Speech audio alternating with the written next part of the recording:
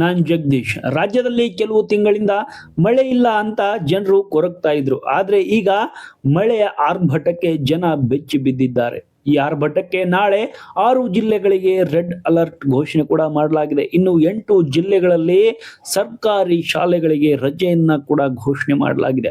ರಾಜ್ಯದಲ್ಲಿ ಮುಂಗಾರು ಮಳೆಯ ಆರ್ಭಟದಿಂದ ದಿನ ದಿನಕ್ಕೆ ಹೆಚ್ಚಾಗ್ತಾ ಇದೆ. ಕರಾವಳಿ ಹಾಗೂ ಮಲೆನಾಡಿನ ಜನ ಸಂಪೂರ್ಣವಾಗಿ ಅಸ್ತವ್ಯಸ್ತಗೊಂಡಿದ್ದಾರೆ. ವರುಣನ ಅಬ್ಬರ ಹೀಗೆ ಮುಂದುವರೆದರೆ ಮುನ್ನೆಚ್ಚರಿಕಾ ಕ್ರಮವಾಗಿ ಭಾರತೀಯ ಹವಾಮಾನ ಇಲಾಖೆ IMDB ನಾಳೆ ಆಗ್ಲೇ ಹೇಳಿದಂತೆ ರಾಜ್ಯದ 6 ಜಿಲ್ಲೆಗಳಿಗೆ ಮತ್ತು 8 ಜಿಲ್ಲೆಗಳಿಗೆ ರಜೆಯನ್ನ ಕೂಡ ಇಲ್ಲಿ ಶಾಲಾ ಕಾಲೇಜುಗಳಿಗೆ ರಜೆಯನ್ನ ಘೋಷಣೆ ಮಾಡಿದ್ರೆ, ಇನ್ನು 6 ಜಿಲ್ಲೆಗಳಿಗೆ ರೆಡ್ ಅಲರ್ಟ್ ಅನ್ನ ಘೋಷಣೆ ಮಾಡಲಾಗಿದೆ.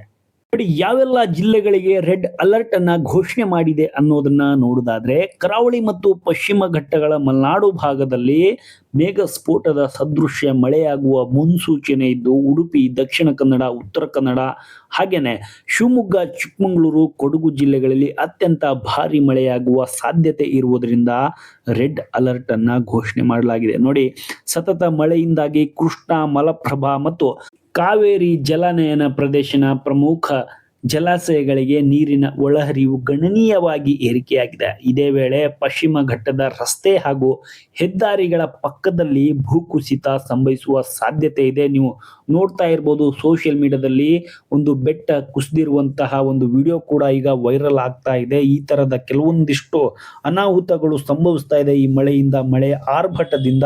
ಈ ಮಳೆ ಆರ್ಭಟ ಹೀಗೆ ಮುಂದುವರೆದ್ರೆ ಮತ್ತಷ್ಟು ಕಷ್ಟವಾಗುವ ಸಾಧ್ಯತೆ ಇರುವುದರಿಂದ ವಾಹನ ಸವಾರರು ಘಾಟಿ ಪ್ರದೇಶದಲ್ಲಿ ಚಲಿಸುವಾಗ ಅತ್ಯಂತ ಜಾಗೃತೆಯಿಂದ ಚಲಿಸಬೇಕಾಗಿ ಈಗಾಗಲೇ ಕೆಲವೊಂದಿಷ್ಟು ಕ್ರಮಗಳನ್ನ ಕೂಡ ಕಟ್ಟುನಿಟ್ಟಿನ ಕ್ರಮಗಳನ್ನ ಈಗ ಸಾರ್ವಜನಿಕರಿಗೆ ಜಿಲ್ಲಾಡಳಿತದಿಂದ ಕಟ್ಟುನಿಟ್ಟಿನ ಸೂಚನೆಗಳನ್ನ ಕೂಡ ಹೊರಡಿಸಲಾಗಿದೆ.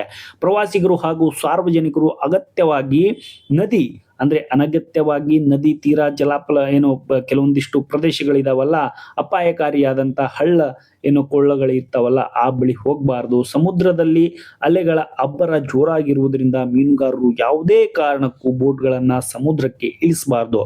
ಯಾವುದೇ ತುರ್ತು ಪರಿಸ್ಥಿತಿ ಎದುರಾದ್ರೂ ಕೂಡ ತಕ್ಷಣವೇ ಆಯಾ ಜಿಲ್ಲಾಡಳಿತ ತುರ್ತು ಸಹಾಯವಾಣಿಯನ್ನ ಸಂಪರ್ಕಿಸಬೇಕಂತ ಈಗಾಗಲೇ ಕೆಲವೊಂದಿಷ್ಟು ಸೂಚನೆಗಳನ್ನ ಕೊಡ್ತಾ ಇರುವಂಥದ್ದು. ಇನ್ನು ಶಾಲಾ ಕಾಲೇಜುಗಳಿಗೆ ರಜೆಯನ್ನ ಘೋಷಣೆ ಮಾಡ್ತಾ ಇರುವಂಥದ್ದು. ಧಾರಾಕಾರವಾಗಿ ಸುರಿತಾ ಇರುವಂತಹ ಈ ಮಳೆಯ ಆರ್ಭಟದಿಂದ ಈ ಹಿನ್ನೆಲೆಯಲ್ಲಿ ವಿದ್ಯಾರ್ಥಿಗಳ ಸುರಕ್ಷತೆ ದೃಷ್ಟಿಯಿಂದ ದಕ್ಷಿಣ ಕನ್ನಡ, ಉಡುಪಿ, ಕೊಡಗು ಜಿಲ್ಲೆಗಳಲ್ಲಿ ಸರಣಿ ಮಳೆ ಆಗ್ತಾ ಇದೆ. ಹೀಗೇನೆ ಈಗ ಬೆಳಗಾವಿಯಲ್ಲೂ ಕೂಡ ಮಳೆ ಆಗ್ತಾ ಇದೆ.